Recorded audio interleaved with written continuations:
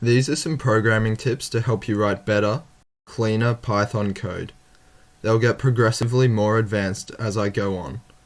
There is a bonus tip at the end, so make sure you stick around. Let's get straight into it. The first tip, tip number 0, is about variable and function naming. Looking at this code, it's quite difficult to understand what it's trying to achieve.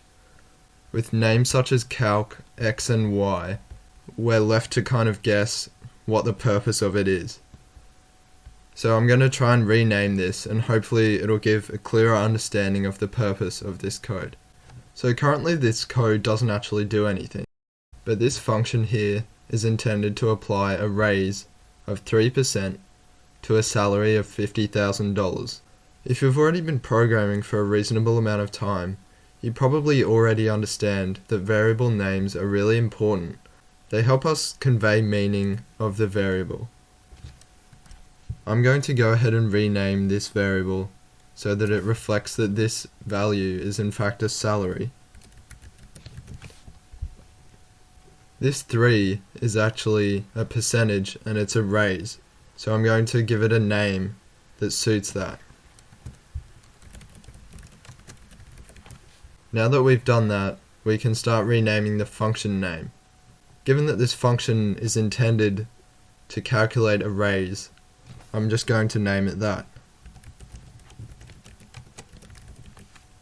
Now I'm going to go ahead and rename these variables. I'll skip that part so you don't have to watch. Now we have renamed the variables, and I think you'll agree it's becoming a lot easier to understand the purpose of the program just by looking at it. The next tip that will help you improve your programming is constant variables.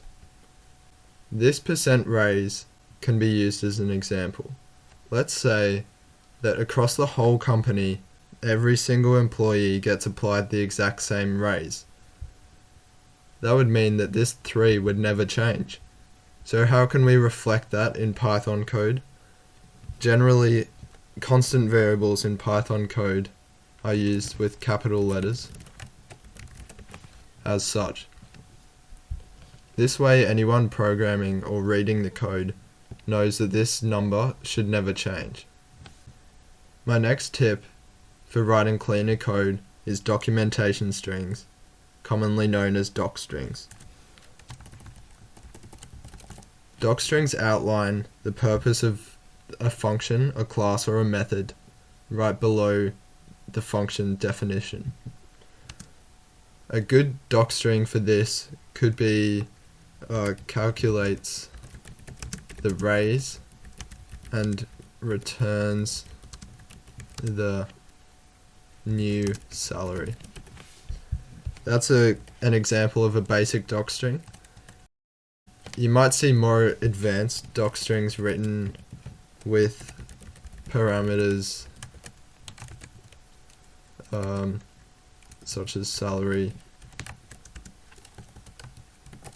where they give the data type here, so it'll be integer, and then a brief description, so the original salary, and then you might add so here you add all the parameters, which the second one will be the percent raise,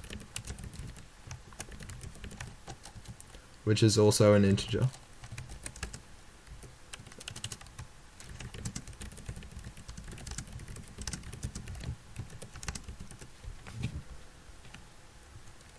And then you want to add the returns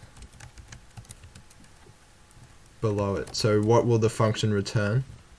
Here it's just going to return the next salary. So it's actually going to be a float after the calculation has been done. The new salary. And that's a more advanced example of a docstring. You won't always see it written like that. Often people will just write a one-line docstring. The next tip is type hints. Now, some people don't like to use type hints. I don't use them all the time. And especially make sure that if you're going to use type hints, then you make sure that the other people on your team are also using type hints, because you don't want some functions with type hints and some functions without them. If you don't know what a type hint is, then I'm going to show you now. Essentially, in many languages, you are able to specify, well, in many languages you actually have to specify, for example, that this parameter is coming in as an integer. In Python, that's not necessary, and actually you can't do it all the time. So you actually need to import a library to do it. So the library that you need to import is called typing. So I'm going to import that now, and then we can go ahead and specify the data types here, and we can specify the return type after this arrow, which will be a float. This way, looking at the function, the person can tell automatically what types of variables will be input as parameters, and they'll be able to tell what it returns. This way you might actually not need to have all of this part of the docstring, since a lot of it's repeated up there. So I'm just going to remove this for now. So that's a basic overview of type hints. This brings us to the last tip: method pointers. I'll bring you to this example that I wrote earlier. It's based off an employee and a manager, but you can see this is a very basic class where the employee only has one attribute, and that's the hours worked, which is an integer.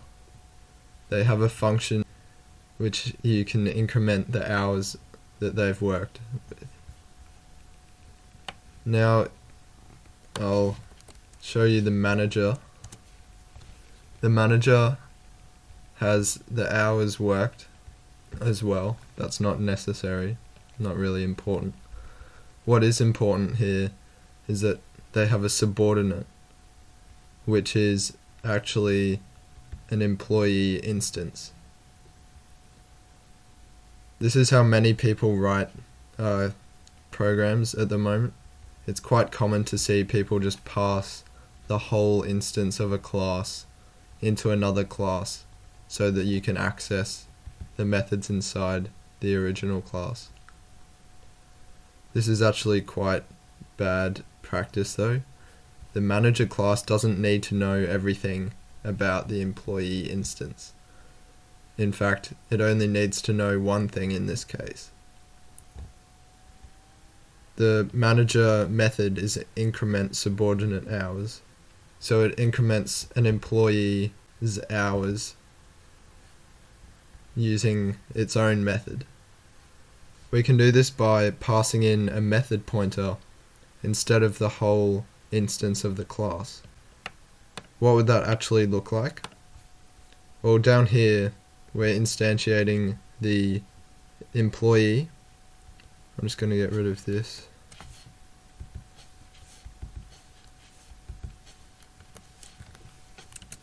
We're instantiating the manager, and then we're incrementing the subordinate's hours, so the employee's hours via the manager. Now, see here we're passing in an employee. So we're passing in the entire employee instance. We can fix this by changing this to increment hours method. You might want to come up with a better name than that. And then subordinate hours method equals that. And instead of passing in the employee, what we're going to do is actually pass in this. the method pointer. So what does a method pointer look like? It's just going to be an employee dot increment hours, and that's all you have to write. This whole line, we call it a pointer because it points to this method, and now we have to change this line so that we're calling the method that we passed it. So get rid of this function method and call it hours method, which we're getting from here, and then we want to call it. This way it'll call this method here, which is a much better way than passing in the entire instance of the employee class to the manager.